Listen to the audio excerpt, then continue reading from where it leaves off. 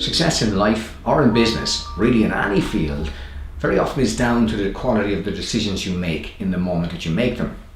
Now, NLP fortunately has been informed by this stuff long before the ideas of cognitive biases came to the fore. Gregory Bateson was one of the guys that actually informed NLP, not only from the perspective of systems theory, but also of heuristics, which is shortcuts in thinking.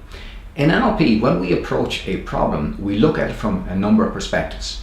We look at it from a systemic point of view, understand the system, how does the system function and operate, but we also pay attention to the actors within that system.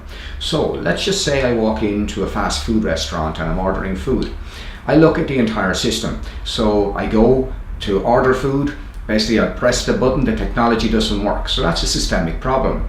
I look at the guys at the counter and I notice that they're all busy, but they're going at the wrong pace, so that they're focused on what they're doing, they're focused on getting the job done, basically, but the pace they're missing the idea that this is a fast food restaurant. That's also a systemic thing, and that gives rise to the question, what form of leadership is present there? So then we look at what style of leadership needs to be used in that context as well.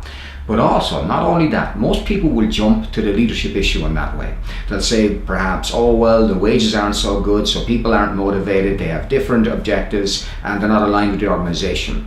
The fact of the matter is, in that context that I went into, there was no leader evident at all, so the leadership style was what was left there.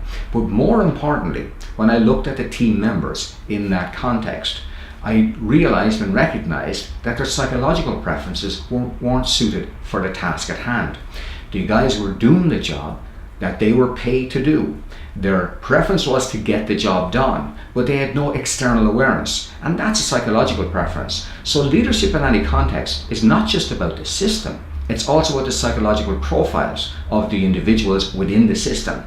If you want to learn how to understand this, how to be able to lead that context, to be able to create fundamental leadership in your own life, whether it's for your career progress or for your organizational health or well-being or success, or maybe it might be even just to understand your customers, then NLP is the tool of choice for that. We can teach you not only how to understand yourself, how to understand the people that you work with, how to gain leverage so you can persuade and influence and inspire and motivate them and align them towards common objectives, but also we'll teach you how to be able to look at the system so you can create solutions in the problem space as well.